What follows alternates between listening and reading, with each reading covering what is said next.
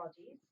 We've got inspectorates, voluntary bodies and charities, umbrella bodies, co-ops, individuals and not-for-profit, academic bodies, town and community councils, partnership bodies, police and crime commissioners, Welsh Government, police, fire, Future Gens Office, the ODI, which the Open Data Institute, and then last but not least, colleagues from the Wales Audit Office are listening in as well. So that's giving you a bit of a flavour for actually sort of who's listening in. A couple of things. Did you know you are part of the webinar? I am going to give you reasons on why you should be getting involved, and I'm also going to show you how to get involved. So if you're on Twitter, it's very easy. Look at our handle of @goodpracticewao, or if you prefer, you can send us an email, and that's good.practice@audit.wales. There is a third way, Mentimeter. I'll come to that in a minute. When we were talking about long term, our new intern, Sam, was talking about stuff that sort of, his concept of long term, he was trying to get his head around it. So what we did was say, look, let's try and do some bit of research and help you develop on that. We started talking about seatbelts. I'm going to ask you a question, a very specific question. The devil is in the detail. Actually, panel members, I want you to, because they don't know about this either, so I'm going to ask them. I'm going to ask you a question, right? What year did it become compulsory for adults to wear a seatbelt in all positions in the car whilst in forward motion? I'll just ask you that question again, and I'll tell you how you can send your message in, your response in, sorry. What year did it become compulsory for adults to wear a seatbelt in all positions in the car whilst in forward motion? One thing I do need to declare, our intern is a maths masters, got masters in maths, so the devil's in the detail. So how you do it, if you'd like to log on to menti.com, and if you put in, it'll ask you to put for a code. This is the code I want you to put in, 339678. So I'll repeat that. Log on to menti.com and type in the following code, 339678. Lovely. So we're going to start a countdown for 10 seconds now for everyone to have that time. So can we put the 10 seconds countdown down now? That's great. So you've got 10 seconds to give us the answer. And what Sam's going to do, as the answer comes in, he's going to pop them onto email for me. So, panel members, do you going to be brave? Who am I going to choose here now to start this off? Okay, let's have a look. Calvin, let me ask you the question.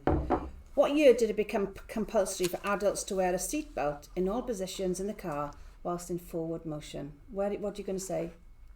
Well, if this was a pub quiz, I'd probably say it isn't, because it would be a trick question. Yeah. But I'll guess 1988.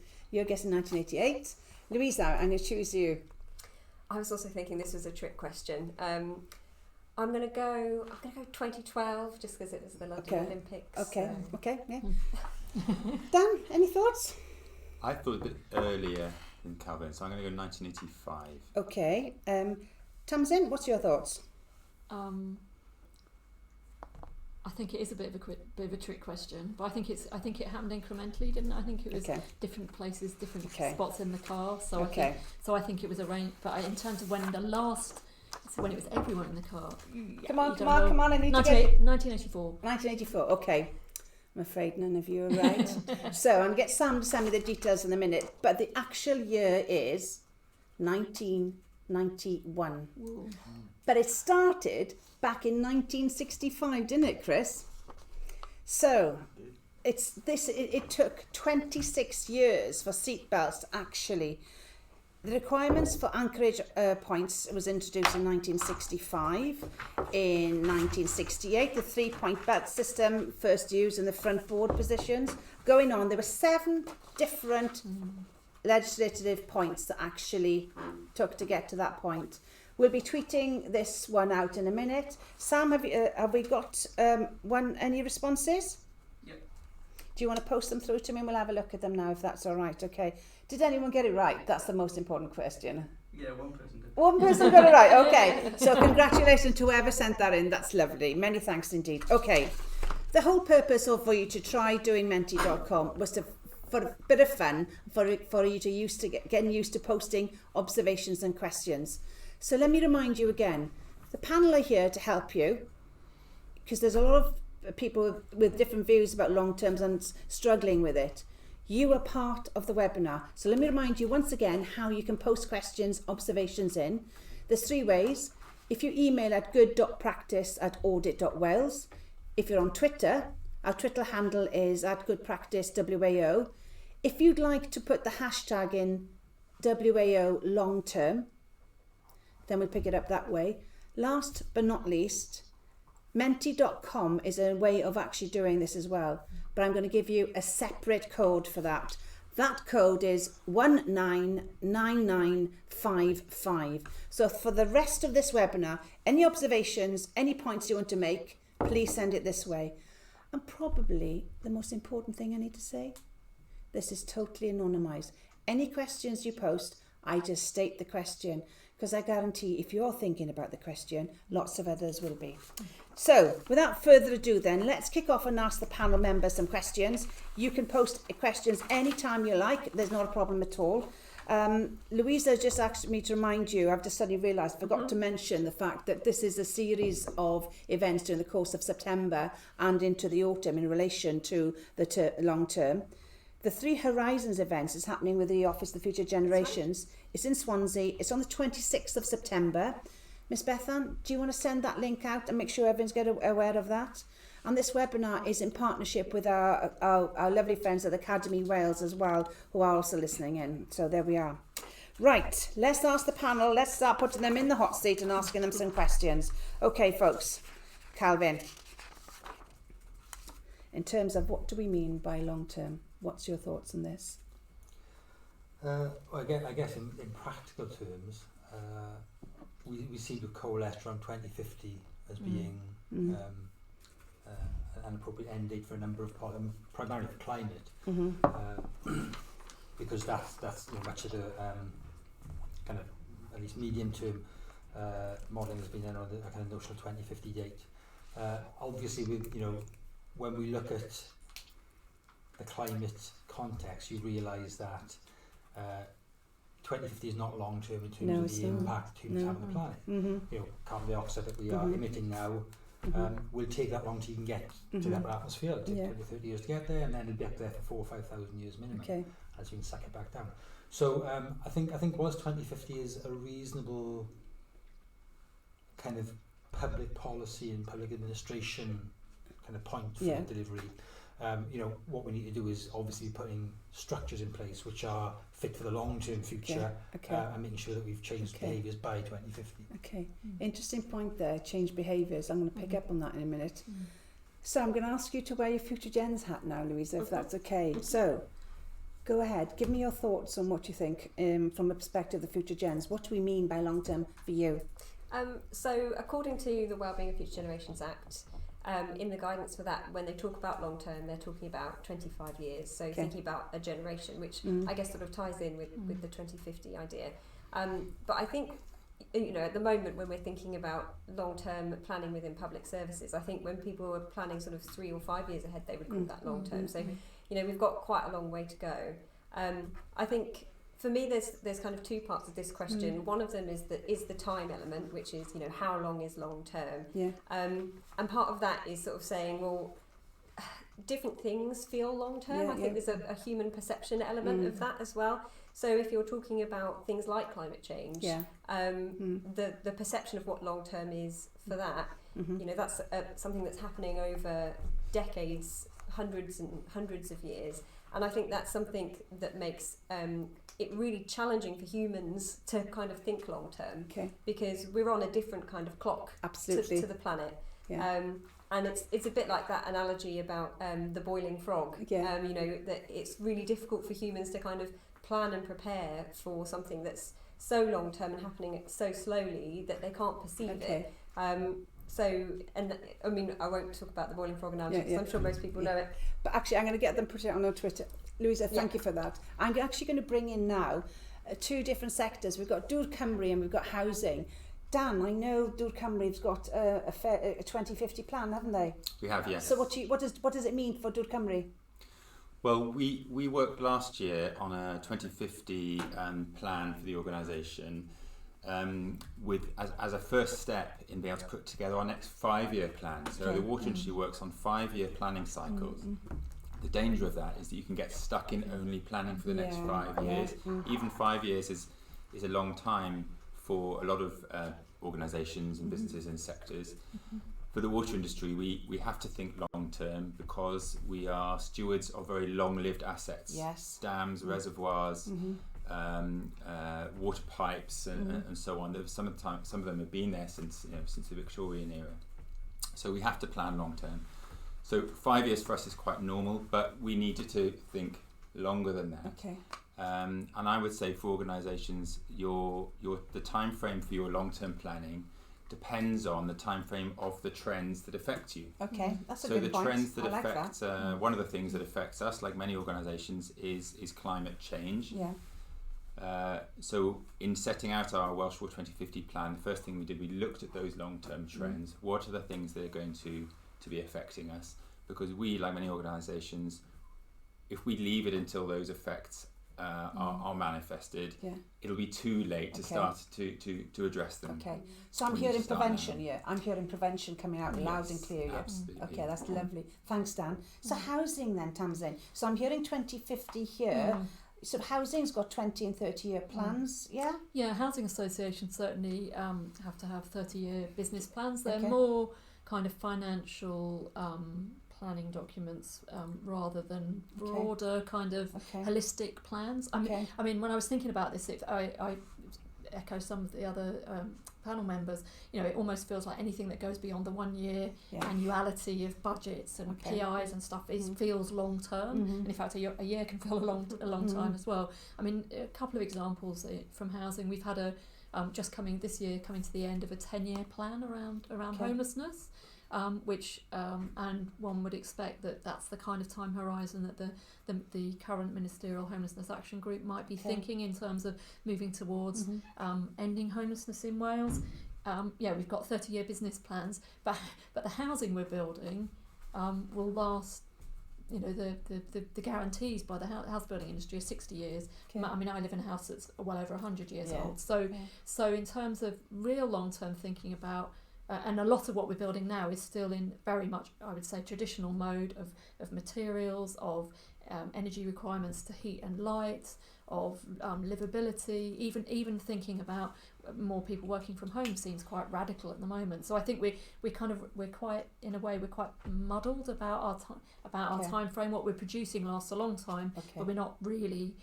There's some great examples of where that long-term thinking is being applied to that, but across the whole sector, I don't think, and I'd include the private and the social sector in housing for that. We're not thinking in that long. I don't think consistently in that long-term fashion. Tamsin, thank you. Thanks for that. Thanks very much. So, Chris, before I come to you, because I know you want to share some great examples from the work that you captured in the Basque Country last year, folks. You've heard what the panel have had to say in terms of long-term. What are your thoughts? What are your observations? I'm genuinely wanting to hear them. So come and share them through the 3 different ways I said you could do, either through mentimeter.com, either through Twitter, or through our good practice email address. So, Chris, you had some really interesting experiences last year in the Basque, and you've sort of thought about some of the applications of that in terms of long term. Would you like to share some of your stories on that one, if that's okay? Yeah, can I just step back to sort of why we're here? Yeah, it's interesting about sort of as the Wales Audit Office, we've looked as part of a commentary we did on the first year of the Future Generations Act. Lots of the public bodies we engaged with said this is hard, and kind of very open, very honest, said this is hard to do. I mean, there's the big thing about a cognitive bias in all of us. We think about now and not tomorrow. Is that hyperbolic discounting or something? Yeah, kind of, we won't go. But that notion of we think about now and not what goes on in the future. People I know in health talk this about, if you say to someone, stop smoking, lose weight because you live 10 years longer, not interested. But if you say you'll sleep better tonight, they'll do that. So there's that bit. In terms of what we had back from the work we'd done with organisations, there's all the things you might expect about people saying there's issues around short-term funding, short-term performance measures we talked about, political cycles are mentioned, but the big one was skills and capacity. And in that, there's almost this mindset issue about how do you think about it. And Ena mentioned about the context. I think context matters, and about how, as a society, we think about the long term. And there's stuff, when I was in the Basque country, I read the book before I went, The Basque History of the World. And in it talks about this fantastic example from the first president of the People's Republic of China, Zhen Lan, at 1972, being asked by a visiting delegation from America what he thought about the French Revolution. And he said, it's too early to say. And everyone for many years interpreted that saying, oh, this is the Western way of thinking. That's an Eastern philosophy of things take centuries, you know. French Revolution is 1793, it's 1972 now. They're still thinking about it. He wasn't actually, it's a bit of a myth. He was thinking about the student revolution of 68, but that's still 4 years. From what I've heard. I mean, that notion of a long time. The Basques, when I got to that, was the Basques, that was very much a notion in this book and something I saw out there. I'd ask questions. I went visit a university programme. It'd been running 10 years. I said, how's it going? They said, oh, it's only been running 10 years, too early to say. And I think in that notion of, that was Mondragon Team Academy. And perhaps I'm over-romanticising it, but I went to into Donostia San Sebastian. I went to a site they were rebuilding a ship from the 1950s. Sorry, the 1500s, so 400 years previously. But they were rebuilding it of oak trees, and the point they were making that the oak trees they were building, that people, when they were building those ships, would plant an oak tree for a ship that was in the future, but it takes about 120 years for an oak to mature. And it was a big thing culturally within their society about long-term thinking and the notion of where are you from. 8 surnames, is it the Basque one about 8 surnames? And I think there's something in that as long-term planning and forward thinking, is that have we culturally got the same mindset, or a mindset that allows us to go into that? So whether it's not quite sort of Eastern sort of philosophy of 200 years, or even the Basque 120 years for a tree, but what have we got that kind of anchors us in the past and the future? And the other bit about coming back to Wales Audit Office world in this and the Future Generations Act, there's a bit about that talks about planning for the future while meeting the needs of now. And there's a huge sort of balancing act on that, because some of these decisions for 50 years might mean actually taking a backward step on something that's happening now to get it right and kind of getting that into the heads of people, but actually then selling that to your consumers, you know, or your service users is a really tricky one. So there's kind of no easy answers on this, full of contradictions. But I think the context of where we are, how we think about this, and thinking more about it is probably a good start. So I'm summing up the first round here. I'm having trends are really important. I'm hearing 25 years. I'm listening to what you said earlier on about housing, how there's pockets of areas where they are thinking about it and sort of thinking from a financial point of view. And then Calvin, in terms of what you're talking about systems and process and the impact of climate change, I'm hearing prevention here. So I'm getting a sense that there's some key words coming out of here, The only thing I would add is that I think we've talked quite a lot about the sort of timescale of long term, but I think the other thing to remember within the Act is that it is about a way of working. And I think you know, the ambition behind that long-term way of working is not necessarily just to be thinking about that future, but to be doing something about it.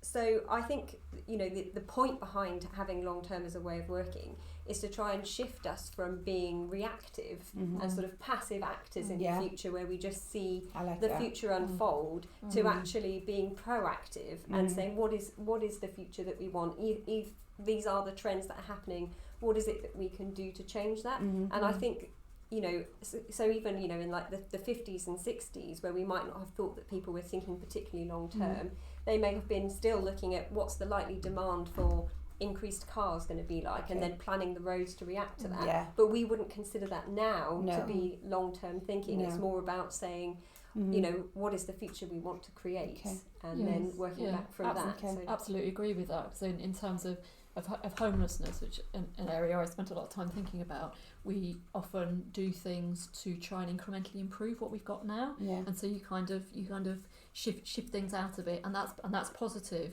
But actually, if you look at it through the other end of the telescope, how can we end homelessness in Wales rather than could we manage it better, or could we incrementally improve on it? And it actually leads you to kind of have a different set of thoughts. So I think having that sense of where you and it not being an inevitability. You know, homelessness isn't inevitable in any society.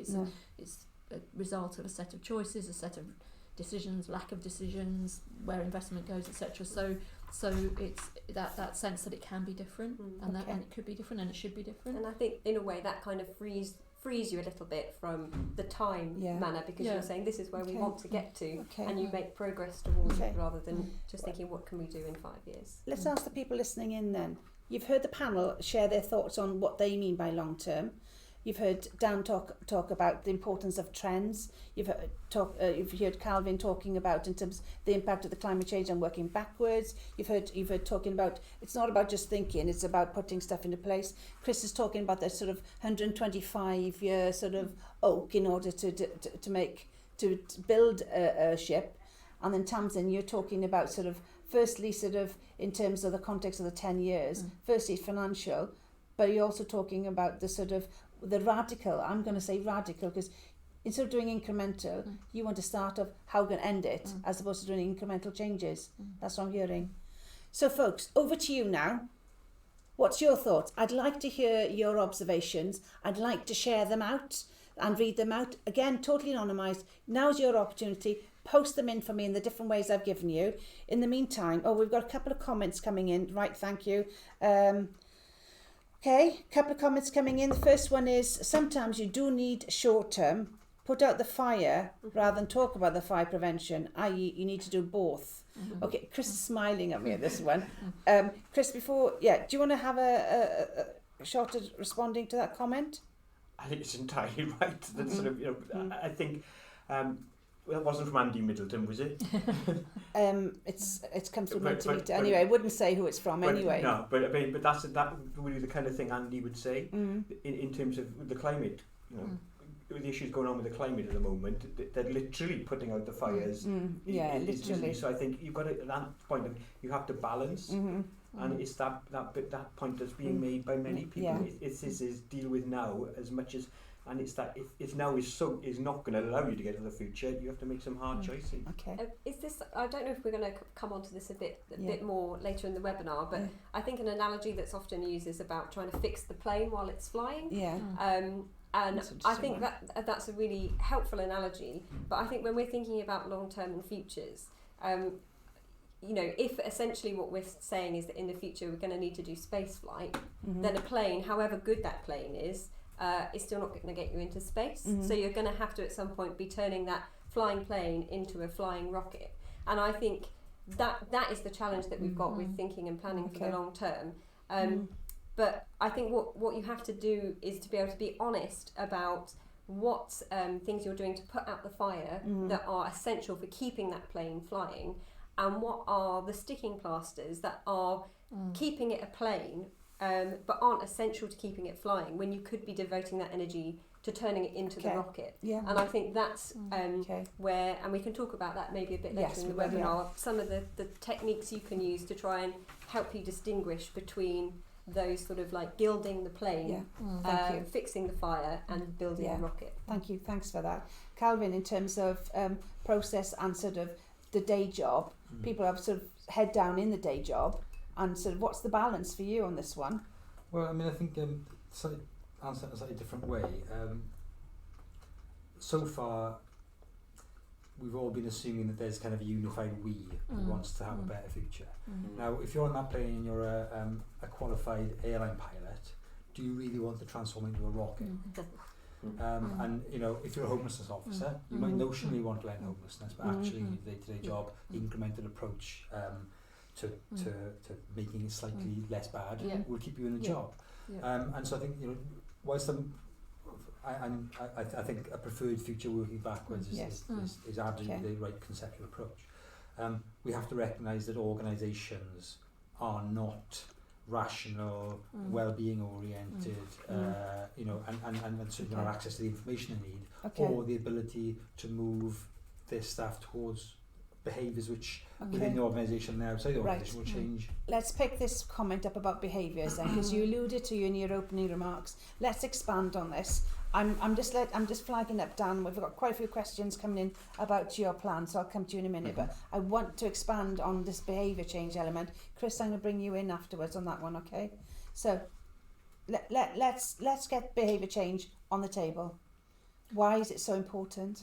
Well, I mean, you know, in the business school, we're going through a transformation at the moment towards being an organisation which is values driven, with an explicit values framework and ethos, as opposed to a metrics driven organisation, which most university departments are. And you know, it is very difficult to explain to, we've got 300 staff, how this is a preferred future, why this is a preferred future. Now, the way that we've done it, and we're lucky we can do this in academia, is we have asked our staff over the last couple of years what they think is important, and we built a strategy up from what we think is important. And we're lucky in a way that our staff are, for the most part, relatively holistic. They understand some of the kind of trends in higher education and beyond. The day job requires them to care about evidence. So we can bring our staff with us towards different ways of doing research, engaging with outside audiences. For example, one of the things we've realised is if we want to be a values-driven organisation which cares about social improvement, we have to interact with people who are difficult to access. We can't just go along to the kind of, you know, the Airbuses or the kind of the Welsh governments. We have to interact with people who and organisations who are much more kind of difficult and maybe not looking for interaction with us. So it's high cost in the short term. So far what we found is amongst our staff a willingness to get involved in different ways of engagement, research and teaching, which shifts on a different path.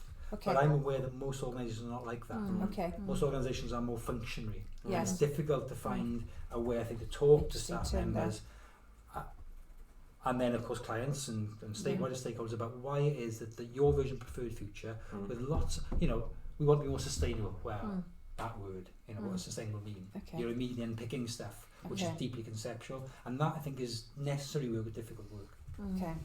Okay, right, folks. Chris, I'm going to have to need brevity on this one. 30 seconds. The questions have just started coming in. Bear with. So, Chris, 30 seconds on this one. Then I come to Dŵr Cymru, if that's okay. Just reinforcing what Carmen says, emotions rather than rationality and logical thinking drive load. You know, us as individuals. Organisations suggest things that hold people. So why that wouldn't be any different at an organisational level? Interesting. About what happens, and a kind of anything that's, you know, threats at a basic level are going to change what people, you know, if it's about losing your job, you can't pay the mortgage and you've got 2 kids in university, that's going to influence what people do. And the short-term protectionist about actually my job, about incremental stuff is what's really important. Wow. So kind of, you've got to think about it. I mean, Sam and I were talking about a tweet yesterday. Someone was saying about that we think we'll make things emotionally, make a decision emotionally, and then look for the evidence to justify it logically. Wow. Okay, thank you for that one, Chris. Thank you. Dan, we've had several questions coming in. Let me just find this one. Where are we? This one here. No, wrong one. Okay. Very good comments about what you said about the Dŵr Cymru plan. I'm putting you on the spot here. Are we able to share it publicly? Yeah, it's a public document. Lovely. If you search for Welsh Water 2050, it's on the Dŵr Cymru website. Lovely. You should find it there. Lovely. Fine. Now then, I've got 11 questions, folks. So I only need one answer from each panel member. Some of them are observations, but I'm going to read them all out. Folks, thank you for all your comments. I'm raring to go. So the first point is, isn't the point of thinking long term that the only constant is change? No one can predict the future, so we are dealing with uncertainty. Therefore, we can only plan to adapt. Wow. Louisa, that's one for you. Come on. I need brevity on this one, if that's okay. I mean, I completely agree. And I think the purpose of thinking long term is not about trying to predict the future, because, you know, we never get that right. But absolutely, it's about thinking about how things might unfold. Sometimes you get lucky, you identify a risk and you can take those mitigating actions, but a part of it's a cultural change about being able to assess that external environment and think about how you would adapt, so that when that situation arises, even if it isn't exactly what you thought it would be, you've got the processes and the culture in place to be able to Thank change. you very much. Thank you for that. Tamsin, we're clear that long-term in legislation is 25 years. However, Annual budget setting makes this very challenging. Actually, this question is to both of you. There's two very similar questions to come from Calvin and Tamsin. So I'll repeat it again to give you time to have a think. We're clear that long-term in legislation is 25 years. However, annual budget setting makes this very challenging. Welsh Government policy needs to alter to reflect long-term so public bodies can follow. You first, Tamsin, then Calvin. Brevity on both, please. I think that's absolutely valid point. I think there's so many reasons why our behaviour is driven by really short-term horizons. Annual budget setting's one. The things people have already said, the things we measure, the things we don't measure, the things we give value to, the things we don't give value to. So there's a whole lot of stuff that drives us into this sort of annuality, and even doing a five-year plan can seem really, really tricky. You know, there'll be all sorts of caveats. You know, we don't know what the budget's going to be. So I think it's a very, very good point. I know Welsh Government would come back and say, well, we don't know what we're getting. But again, maybe some of this is about what folk have been saying about that there is a set of decisions which would lead us to act in a different way. We don't have to be locked into this system that is driven by really quite short-term things at the moment. Calvin, thank you for that, Tamsin, by the way. There's obviously a real issue here, and the problem is, we saw this on the debate around the M4 really. The Welsh Government so far has not had the ability to borrow money or invent money, which most governments do. Okay. Which means it is unable to run a deficit in the short term. To invest in the long term. And I think it's very difficult for the Welsh Government, as it currently stands, even with new tax raising powers, to move to really long-term thinking. Resource-wise, certainly, but of course, it could in terms of how it changes its culture and its departmental structures and its objectives. You can get on with that now, irrespective of the yearly budget. Yeah. Do you want to say that again? Because I think that's that. What can you get on with now, irrespective? Because that's a very powerful message you've given there. Well, there's an argument that there's certain things you can't think long term because you don't know what the settlement will be from by the Barnett formula next year. I get that. Yeah. But what can you do? What you can do instead is think about what sort of organisation you have to be structurally, behaviourally, culturally in order to deliver long-term outcomes. So, for example, if you're a Welsh civil servant, you will typically spend at most a year or two in a particular portfolio, and then you move somewhere else, and you will relearn and relearn and relearn. That might be good for individual civil servants' career structures. Is it good for building the sort of competency within Welsh Government that gives us the ability to and capacity to respond to the adaptability and change that we were talking about? That's the point that Chris made about skills and capacity. And so these structures can change now, irrespective of how much money there is. Let's ask that question. Is anyone doing what Calvin's just suggesting that needs to happen? That's my question. Chris, I'm coming to you. There's a question that's come to you on this one. Sorry, I need to move on. There's so many questions. Can we tag Diana Reynolds' work on the podcast she was doing on Welsh Government? And we can. Servants on that. So, Miss Bethan, can you pick up on Diana Reynolds' podcast? Do you know the title of it? It was the one we did. We know. Okay, yeah, we'll pick that one up. Right. Okay, Chris, this is specifically for you. Okay. Ready? Yeah. How do we get around the need to show progress and achievement? How will people accept the type of long-term thinking that Chris is talking about? The now is clear, and the present danger that stops long-term thinking. I'll say it once again. How do we get around the need to show progress and achievement? How will people accept the type of long-term thinking that Chris is talking about? I'm assuming it's the Oaks. The now is clear, and the present danger that stops long-term thinking. Okay. This is a brownfield site. There's so much stuff going on at the moment. I think that and I was going to say about Welsh Water, they're not starting from scratch, just forming a water company. It's all the things they've already done, or whether it's the climate change stuff. There's things that need to be done now, and I think that there's almost putting those in the context of the long term. And I mean, some of the question that is that who do we need to demonstrate this to? If it's the governance structure, the people we report to, I think there's ways and means to do that. But my answer would be the things you've got to do now. You put those in the context of where we're heading. Okay, cool. Yes. Lovely. Yeah. Dan, we knew we'd have a question on trends, and here it is. The question is, we are proactive in looking at trends, but it's hard to fund projects with annual budgets. We can plan long term, but we need to guarantee funding for delivery. That's an observation about your comments about trends. Yeah, I mean, it's the same similar point that we were making earlier about the challenges of annual budgeting.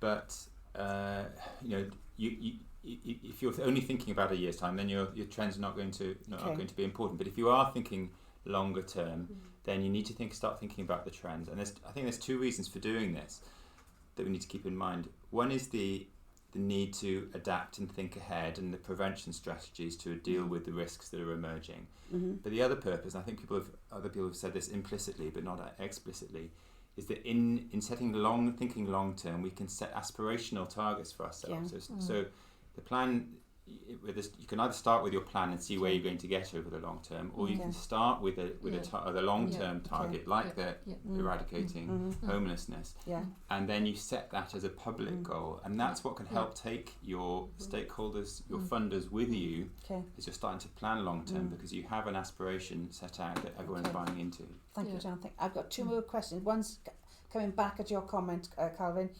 You would need a long-term career plan to become a pilot. How can we enable people plan for a long-term career? I'll repeat it slowly. You need a long-term career plan to become a pilot. How can we enable people plan for a long-term career? So some of the work I'm doing at the moment in various different fora is about how we respond in Wales to digitalisation, automation, artificial intelligence. Okay, so that's one of the big trends apart from climate change. And all the evidence is emerging so far, at least we don't know what the future will be. All the evidence so far suggests that that our learning lifetime will expand to be almost as long as our actual lifetime. Okay. So whatever we do, we will not be necessarily training for a career anymore. We're already not. Not only will have a career going forward. What we will be doing is learning how to learn. So we will be able to learn as children, as young adults, as grown-ups, if I can call us that, through the extent of our working life, which may well go to 75 or beyond, depending on what happens. And we will be able to have transferable skills, competencies and attitudes to learning, which enable us to take on new ways of doing things. And that's the important thing, not learning stuff. So we've got some... And can I just add to that, not learning specific types of processes either. One of the big changes that Part 2 of the Housing Wales Act 2014 brought in was a change from processing people to problem solving with people, and we saw a massive turnover in those teams because they're two very different headspaces, and so that suggests so how do we educate, support, learn with folk to enable them to be able to move through different types of ways of doing things and processes, as well as learning different stuff. Is that a case study anywhere? Yeah. That shifted when there is the Welsh Centre for Public Policy did a policy round table, and there's a report that I can. Let's get in touch with them then. Yeah. So, Miss Bethan, can you make a note of the Welsh Centre for Public Policy policy roundtable on homelessness prevention. We've got a crack on panel. There's loads more questions. Sorry, I've got to keep you very busy. Louisa, I'm just giving the heads up. I'm coming to you in a minute. But I've got a couple more comments. There is a dozen questions in relation to budget pressures. I'm going to read out 2 comments, and I'd like to invite the panel for one response. I think it's difficult for local authorities. When they say, it says specifically local authorities in this one, but I'm going to say all public services, if that's okay.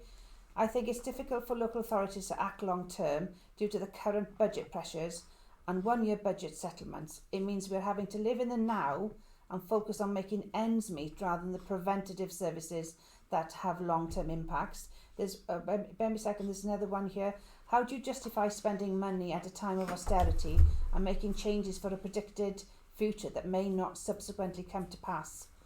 Those are 2 observations I'm going to share out of many in terms of talking about the financial points that people are making. We've had a dozen comments on that one.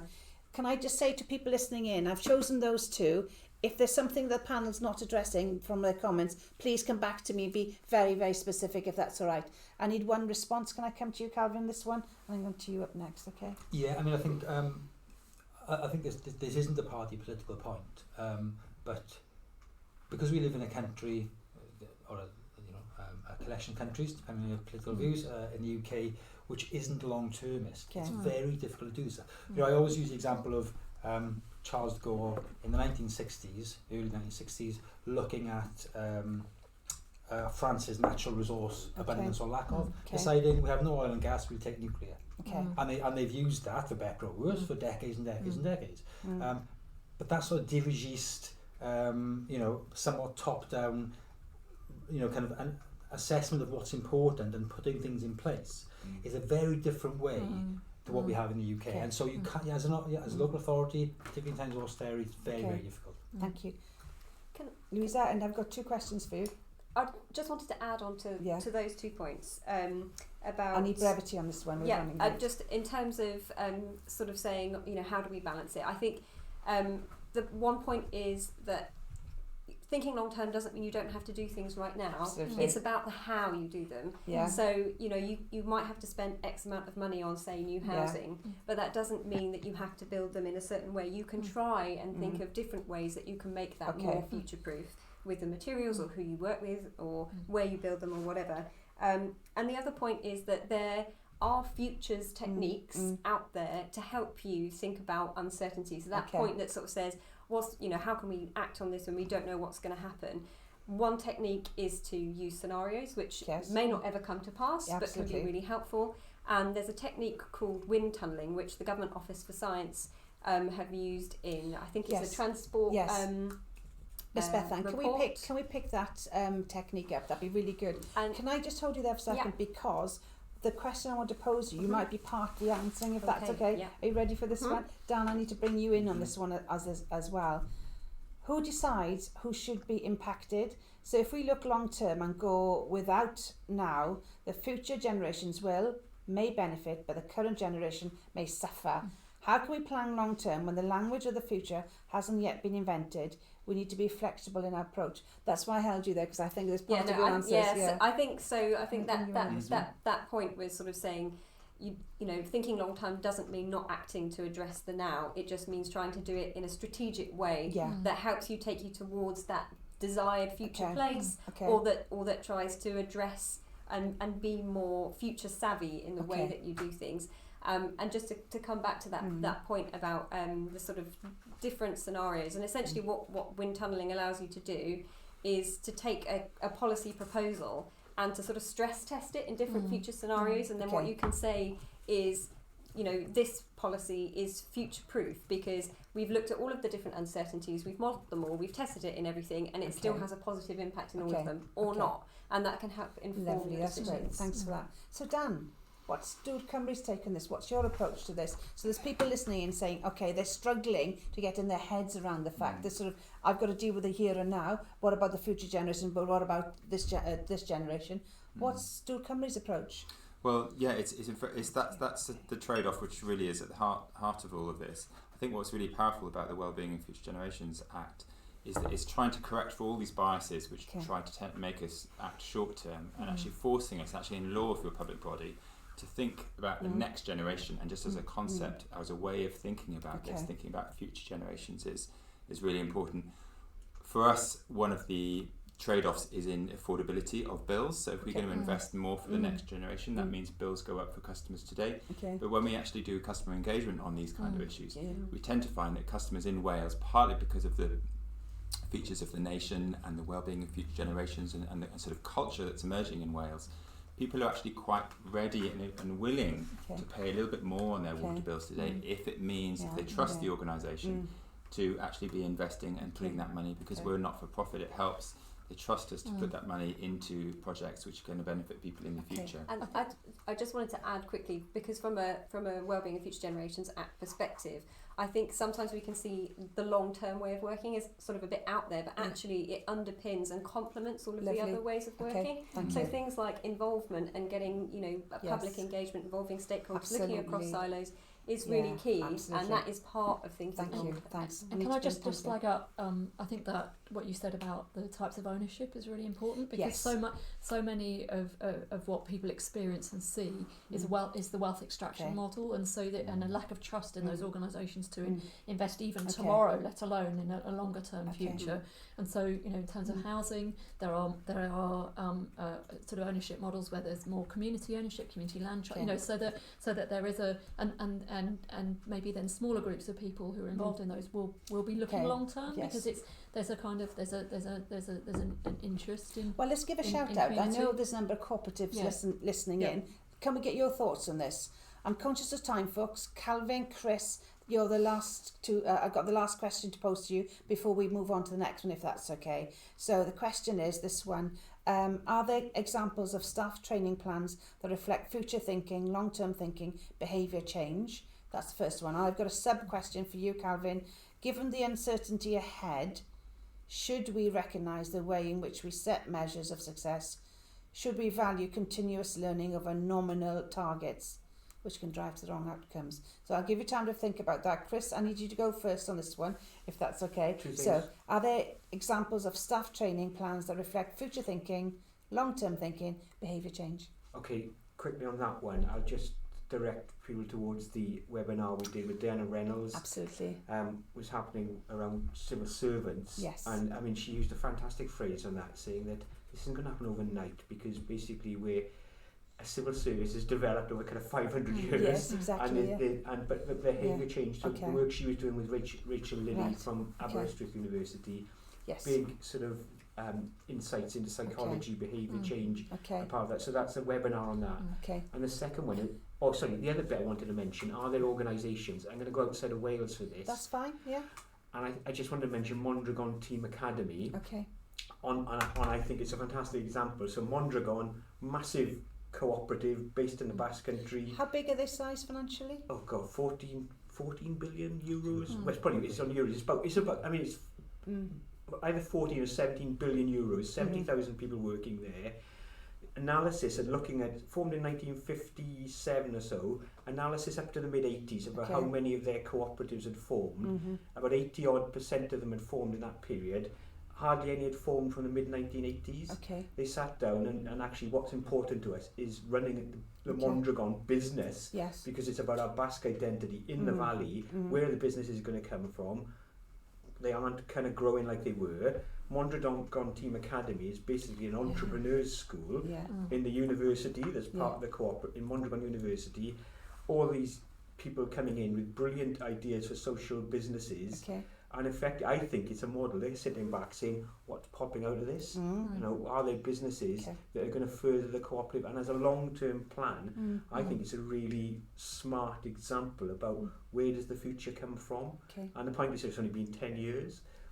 But, you know, what they said, we met some of those people, and they were interesting people who are, you could say, well, we saw them, we're going to be running the Mondragon cooperatives of the future. Thanks for that, Chris. Calvin, I'm going to ask you to bring this to a close for the first section, the first question. So I'll repeat it to give you a bit of time.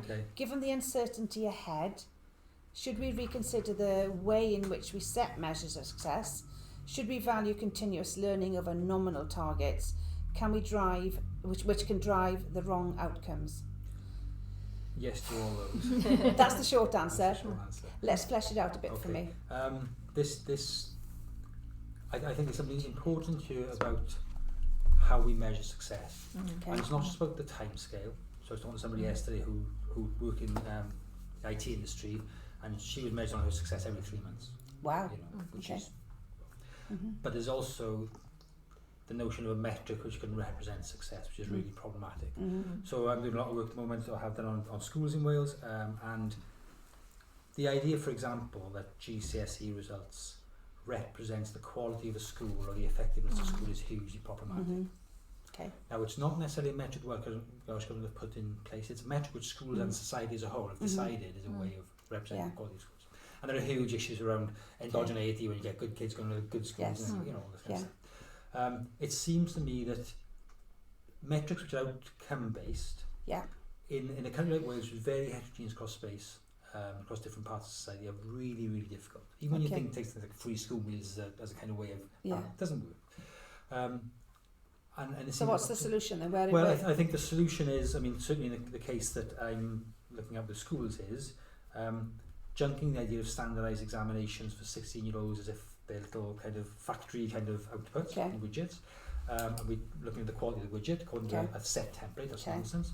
And in fact, doing what Estyn already do, which is looking at the processes of the school, the quality of management of the school, the culture in the school, and safeguarding the school, and assuming that if all those are good, then pupils will get the best possible outcome given their individual circumstances. Fine. So it's very holistic what you just suggest there. Thank you. That's a great way to bring the first question to an end. So we started that question, a very wide question. I'm now, folks, going to move on to the second question. And on our panel, we've got 10 years in Public Health Wales, 30 years, 10 years here. So Louisa, we've talked about the very wide concepts and the general principles. I want to narrow that down now, right? Let's talk about specifics. I want to share with everyone listening in what information can they use to help them plan for the future. Let's start putting flesh on the bone for me, will you? Mm-hmm. Thank you. I guess my approach to this is maybe slightly different to what the other panel members might add. Because that's fine. It's not a one-size-fits-all approach, is it? That's absolutely fine. Because I come with a sort of futures hat on. So I think one of the most useful things that we can use to plan for the future is actually the frameworks within which we think about it. So futures techniques. And you mentioned at the beginning of the webinar how we're piloting some 3 Horizons workshops. So 3 Horizons is an example of a futures model that we started to use a lot in the Future Generation Commissioner's Office as a way to kind of get a shared vision for some of the Commissioner's priority areas and think about how we want to get there. I know, Bethan, you've got a sort of diagram of the 3 Horizons model. I don't know whether, if we're a bit pushed for time, so I don't think it's probably appropriate for me to kind of talk through the model. I'll tell you what we'll do then. After this webinar's finished, we'll do a piece to camera and we can share it out again. Okay, yep, no problem. But I think having those kind of futures techniques is where you can hang a lot of the information on. And I think we've also talked about it a little bit already about having this sort of aspirational vision and this sort of shared picture. And sort of my perspective is that it's a lot easier if you start with where you want to get to think about what information you might need to know. I think then you can ask more specific questions about the trends and about what evidence you might need in order to get there, rather than kind of dealing with this huge array of information and not knowing what to make of it. I would also just like to quickly add the point that we are very, very open to feedback from people about what they would find helpful. Because from a Public Health Wales perspective and a Future Gen's Office perspective, the Sustainability Hub in Public Health Wales produces a lot of really useful resources to try and help people with the Act and to think long term. And as the office, in addition to these 3 Horizons workshops, we're keen to kind of support people to think long term. So if they've got asks, that would be really useful. Let's give the shout out of how do you want to be contacted? What route should people send comments back in? Email addresses, on Twitter? If they just go through the contact us Future Gen's email address if they're interested in the 3 Horizons workshop. Otherwise, I'm happy for them to contact me. Lovely, that's great, thank you. But just to let you show, I'll make sure I'll put a camera in front of Louisa before she leaves today, because what she's got to share, it's really useful, so thanks for that. So Dan, do Cymru. Yes. You've told us about the trends. Let's unpick that and let's hear the detail behind that now, if that's okay. Yeah, well, there was an elaborate exercise we did as really the first step in this Welsh Road 2050 plan, and we worked with a lot of partners, including Cardiff University actually led the work with us on this. Looking at the trends, and we brought all our stakeholders together with a lot of experts looking at and made a long list of all the trends. Now within those there's risks and there's opportunities you need to look at. We don't have, unfortunately, any reliable information about the future. All we have is what we know now and historical trends. And as we all know, historical trends are a poor guide to the future. So, but that's all we've got. So you start with that and start extrapolating forwards. But when it gets interesting, and this was part of this exercise, is looking at where those trends impact on each other. And this is where scenarios can come in. Because you can look at if we have a high a rapid climate change combined with a low economic growth scenario, for example, that leads to a certain combination of risks and maybe even opportunities in some cases that can arise. And then you can also think about shocks that might happen. So it's the black swan type of scenarios. What are the things that might happen that we need to be prepared for? Perhaps low probability but high impact kind of risks. So it's looking at these things in combination, which end up making you think differently about the future, and not just assuming that tomorrow is going to be the black today. Swan. Black swan is this idea of the sort of unknown. The thing is a complete paradigm change. It's a very low likelihood, very high impact event, like the crash 2008. Yeah. Fine. Okay. It comes out of nowhere and changes everything for the organ. Almost by definition, they can't be predicted. But that's why you need to build a bit of resilience into your organisation to be able to adapt. And I think that's one of the sort of real reasons about how a lot of people sort of are hesitant about looking long term, because it is so uncertain. Yeah. But actually, sometimes it is the uncertain things which can have the biggest impact. And if you haven't kind of even tried to kind of get your head around it or to think about it, then they're the ones that give you the big shocks. Thank you. Thanks for that, Louisa. Thank you. So, Tamsin, let's add a bit more flesh. I'm hearing trends. I'm hearing the importance of looking at sort of figuring out the sort of the unknowns and the risks and the challenges. Louisa's mentioned very clearly some of the scenarios. I'm loving that idea of that. I can see where you're coming on that one.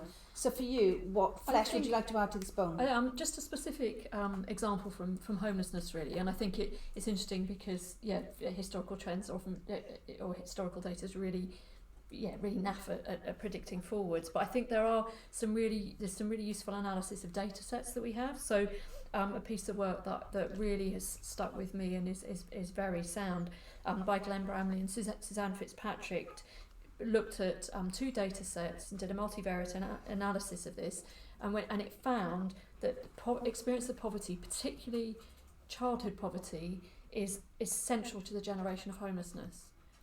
Wow. Well, now, when we think what we're doing in terms of homelessness prevention at the moment, as effective as a lot of that work is, it's very short-term prevention. Now, if you're saying actually, and we know that childhood poverty rates in Wales are going up, so their work would suggest it's not a deterministic thing, but they would suggest that actually we're kind of creating the next generation of homeless people through increasing rates of childhood poverty. So that kind of leads, and again, that's that thing. Okay, so if we are to end homelessness in Wales, then there's a very clear, and there's all sorts of other reasons why we don't want kids growing up in poverty in Wales. But that, and it was only those two academics who put the two data sets together and did the analysis. So I think sometimes so data of what has gone can help sort of suggest things that are really important going forwards, I think. And they found, for some groups of folk, particular characteristics, including experiencing poverty as a child, the probability of becoming homeless is almost the norm, whilst for others it's absolutely not. Because some of the rhetoric that gets used in homelessness, particularly around fundraising, sometimes we're all only 2 paychecks away from homelessness. Well, it's absolutely not the case. So I think there's an issue about using evidence and data to get that longer term sense of what we really need to do if we are to really tackle this particular issue. Just looking at homelessness there. I'm hearing so far it's not a one size fits all approach. There's scenarios, there's trends, there's the black swans. That's looking at data in the past. Before I come to Calvin and Chris, can I just say I'm aware there's a couple of comments on Twitter I haven't picked up. I won't forget you, I promise. Sorry about this. You're so passionate. It's lovely. I'm trying to cram everyone in. Calvin, put the meat on the bones for me, please. Okay, so 2 things, neither of which really answer the question. So we talk about uncertainty and difficulty of the future and scenarios and horizon scanning and so on, which we do a lot of. We are unwilling in Wales to invest in even basic statistical data about how the world is now. So, for example, I've had a bee in my bonnet for a while about developing a land map for Wales. Right, so you could, for every hectare in Wales, a land map. So you have, for every hectare in Wales, you would know soil composition, elevation, wind speed, distance from the nearest railway station, where the nearest employment site, what are the sort of planning regs on that, ownership. You can imagine, and that's sort of And you're calling that a land map? I call that because National Resources always have one. Okay. It's called land map. If you Google land map on their website, you'll find it's fascinating data on there, but it's all environmental data. Okay. So we've got that resource, which is a narrow resource but a useful one. At the same time, we've got, for example, Cardiff City region, which is spending 1.2 billion of money, large public money over the next 15 years, and has no basis upon which to spatial plan, because there's no spatial plan for South East Wales, which tells you where stuff is. To me, forget about the future. The now even isn't. That's the first point. We need to absolutely understand where we are now before we worry about. Calvin, let's ask everyone listening in. Do you have any of that data for the decisions that you're making? You always talk. I weren't Open Data Institute listening to this. Yes, ODI. It's a kind of question, right? Yeah. If the Open Data Institute is listening in live, would you like to comment on what Calvin just said? That'd be thank you. There are lots of. I did really starting a project. Our neighbourhoods in Wales, which I think will help with some of this. Right, okay. My second point is, yes, lots of future trends are uncertain, and we need to be very careful about how we deal with uncertainty. But I'll give you a little anecdote about my own sector, higher education. So, in 2016, I believe, I started doing this work on public value, and I started looking at how the business will develop. And it became clear to me, using population projections, which are pretty solid. Yes. Because you know how many women there are of certain age and average fertility and so on, and migration's reasonably solid, certainly UK level. You could look at future trends in terms of demographics, and you would know that from the position of 2016, by 2020, there would be 30% fewer 17 to 23-year-olds in the UK. Okay. So if you're a university, your core market over the next 4 or 5 years is falling off a cliff. Okay. As far as I'm aware, no university in the UK did anything about that other than scrabble even more desperately for undergraduates every year until now we're on. So there's no point in having sophisticated approaches to understanding uncertainty or future development scenarios. If the organisation is unwilling or unable to take on board the information which is easy to determine. So very valid points. I think there's absolutely with you in terms of a need for honesty about where, in terms of where the starting point is, where we are now, and using the albeit faulty data that we've or data with gaps that we've got. Thank you, thanks, Chris. Before I come to you, because I'm interested in getting people's comments in. What are you using so far? Do you want to share with us some of your starters with 10? Because it'd be interesting to hear. Because if you share it with us, we can share it with everyone listening in. Chris. What do you mean? The question be, can you just remind me? So the question is, what information can we use to help plan for the future? Because here we've had scenarios, we've had the black swan and the trends. Here we've had issues in relation to looking at data, so not issues, looking at past data help to understand. And then here we've had the acknowledgement that we're not using data that's already reasonably available. Is that a fair assessment of what we've got so far? Rather than information, I'm going to jump to a sort of behaviour. And I think resilience. And it's building how our resilience, because resilience is something that you can work upon. And some of this comes back, and when people talk about complex unknowns and things in that space, having worked with Dave Snowden around this and looked at some of the stuff they've done in that territory, if you don't know what's going on, probably the best thing you can do is your resilience, that you bounce back from things. So there's some work I've been looking at about organisations in South Africa, big power suppliers, but it's how they develop their resilience in that they're social and general, like, the kit, does the kit work? But actually as people, can we adapt? And it's almost that kind of back to an evolutionary thing. Can we adapt to what goes next? So there's methods around thinking about resilience, and coming back to what we said to Calvin about the learning bit. Probably one of the biggest things is our ability to learn and adapt. And in that notion of resilience, education, I hesitate to mention this, but alongside scenario planning, I do get mildly fascinated by some of the online simulation games. And Sam and I had conversations when I do love a game of Prison Architect.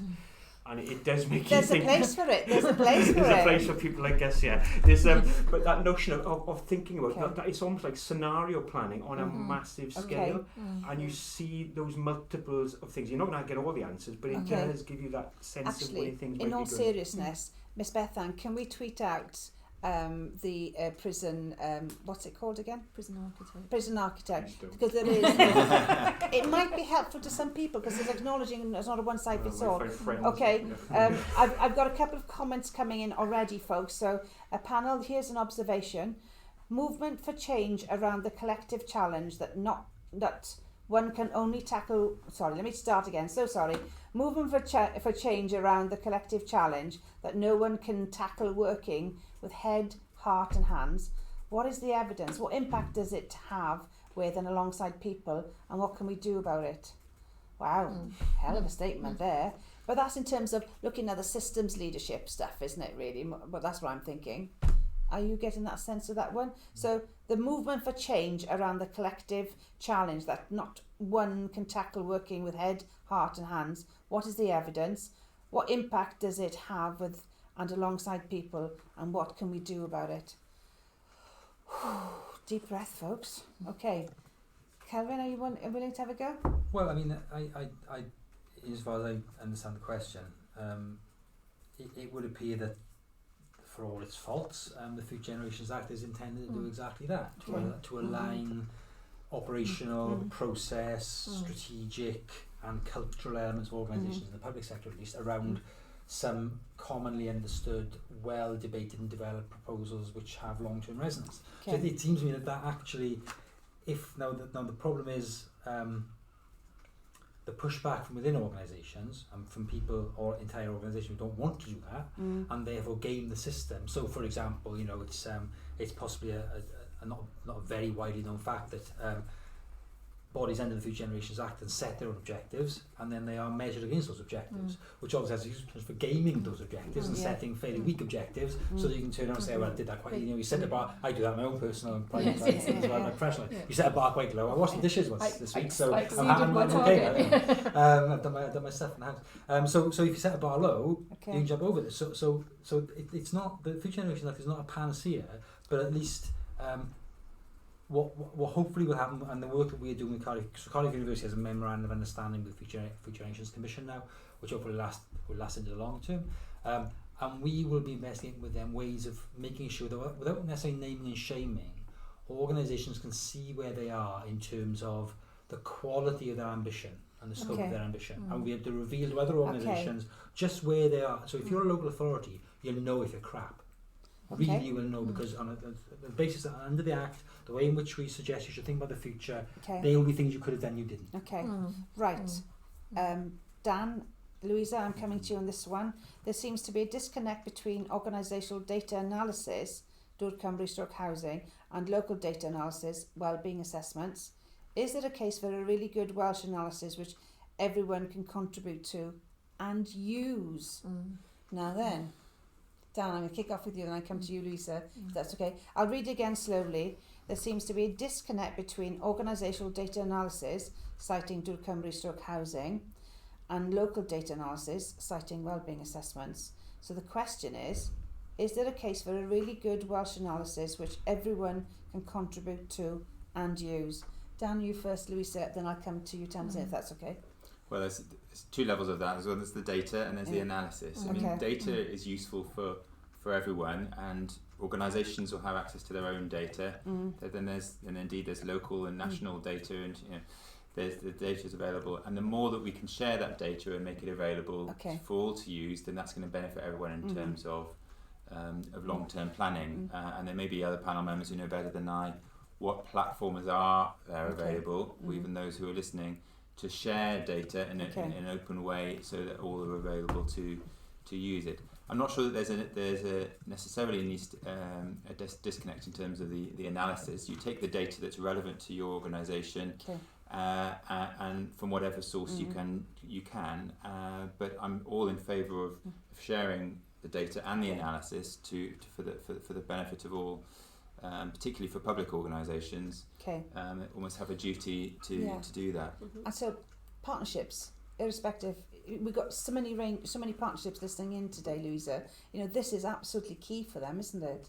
Yeah, and I think the sort of the position that I take on this is that, like Calvin was saying, like we've all said, the more data that you've got available and the more that you can share that and that you can understand the situation, the better. And I can see how that sort of resource would be really valuable. I guess I would just add a however, which is that, you know, we aren't living in that perfect world at this point, and I wouldn't want people to think that therefore long-term thinking is impossible and they can't do any of that planning without that data, because it is possible to still try and take a long-term approach, use the data that you've got, make best use of that, identify the specific thing where you think, I can't figure out what we're going to do on this until I understand that, and then do a piece of work to understand that issue or to explore that assumption. Because it's going to take it's a long-term project. I think would be gathering all of that data that gives you what you want when you want it at the right quality, but you can still make progress without. Thanks for that. And we've got some examples in Wales, haven't we? The Administrative Research Data Centre at Swansea University, bringing different data sets together.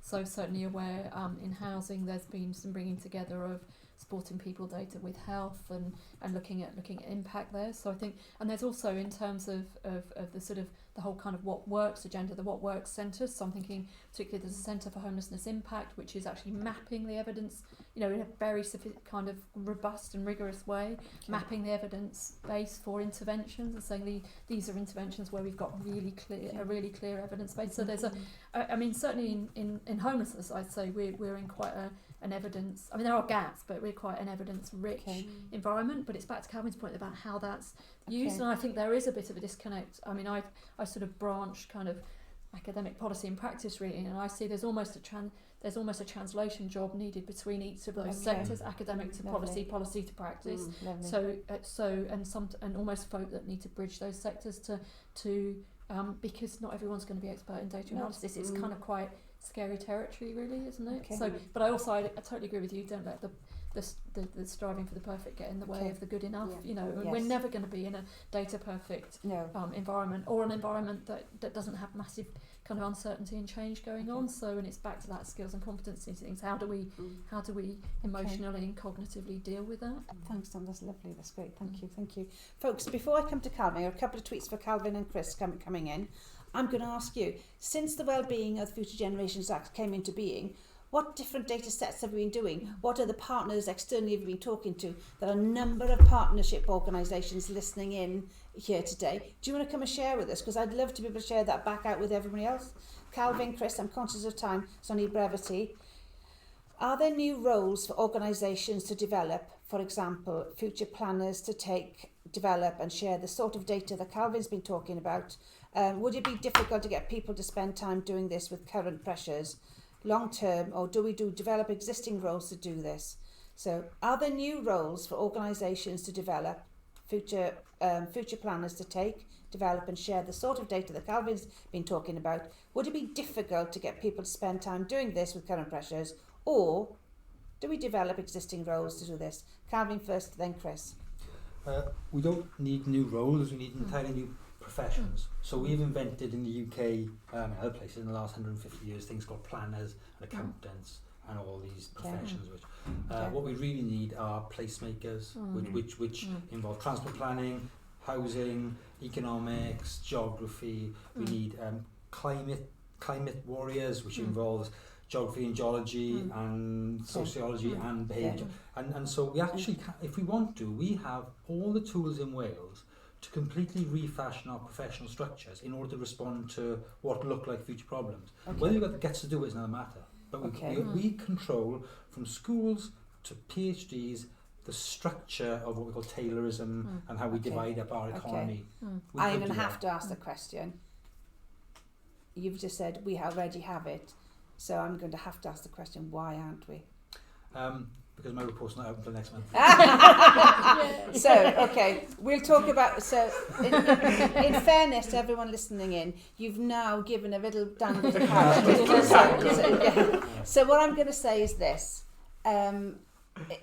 Let's share that link with everyone's listening to make sure, in fairness to them, because that sort of little carrot so there... there'll be a report out on Fit for Future Education in Wales, focusing firstly on schools education, and it will be released on the 21st probably of October, along with the Future Generations Office. You heard it here first, folks, right? Okay, Chris, conscious of time, let's have your thoughts on this. That Andy Middleton has got some interesting stuff in that territory. that you might be worth kind of, I'd be very interested. Okay. The bit about, I'd come out, the notion of Mondragon Team Academy, that kind of busted the model on what a typical degree course is, and I think there's quite a lot we can learn from that. In public sector organisations, I think we can learn stuff from places like Bromford, with what they did. Let's give Bromford a shout out because people might not know. Yeah, so Bromford Homes up in the Midlands, but they created Bromford Lab. But in terms of creating, they changed their name to sort of coaches, and they've got neighbourhood coaches instead of housing officers. Yeah, I mean, they're not remotely the same jobs. But that you line them up against a very traditional social housing provider compared to what they are, and I think that's some of what we've got. We've got it. It's just if we choose to do it. Can I just pop in there? Sorry, we're running out of time. Sorry, I'm very sorry. I'm very sorry about this. We've got less than 8 minutes left. Okay, I'm going to give you all a minute each. That's all you've got to say. Right. You're putting yourself in the shoes of the people listening in. What's the one thing they can do now, talking about current pressures, talking about the outcomes, and talking about the reality of what we've just been? Calvin, you're first. I'm sorry, I know. 1 minute. Put down Twitter and read a book. What book are you suggesting? Any book which seeks to help you understand the context that you work in or the society works in, and how best to respond to that context. And we can certainly share a list of books afterwards. I was going to say, share a list, that'd be brilliant. Thank you. Yeah. Tamsin? A book I would recommend, which I just chatted to Calvin earlier about, is by Margaret Heffernan, called Willful Blindness, about what people and organisations don't see. And I think some of our current kind of collective behaviours are on a number of issues, a whole range of issues, are willful blindness. Right. We're not seeing, not using the data we've got, not acting on, etc. So Calvin said read a book. What are you going to say? I'm going to go with sticking with homelessness to do that flipping around the telescope. So think about how we have the capacity in Wales. The numbers are not that huge. It's a challenging problem, but we can end homelessness in Wales, or at least make it rare, brief, and non-recurring. And read the summary of the crisis plan to end homelessness, packed full of evidence, packed full of really good stuff. And I suppose, and it's the point Louisa's already made, make sure the stuff you're doing in the short term gets you a little bit closer to that long-term vision. So if, for instance, you need more temporary accommodation for folk who are sleeping on the streets, don't build a whole system of hostels and requiring revenue and capital that then can only be used for that thing for the next 10 or 15 years. So you've established a whole system that then almost needs demand. It kind of you've generated a certain system. So try and get that short term into the action into the longer term. Thanks very much. Thank you, Dan. So you're in the shoes of the people listening in. What's the one thing they can do? Read a book. Don't ensure that the short term becomes part of the longer term in terms of making an industry out of it. What's your take? Well, I was going to mention one thing which I think has been notable in its absence in this discussion, is talking about research and innovation in this space. It features again a Washington 2050 document to go on about that one. But once you've established what your aspirational goals are, there are things that you can do today. There are no regrets decisions in terms of investment that you can make today. But then there are things that you know are problems that you're going to have to solve through doing things differently, and working with that often means working with partners and experts to think through problems differently. Sometimes it means innovation doesn't obviously just mean new technology. Sometimes it does.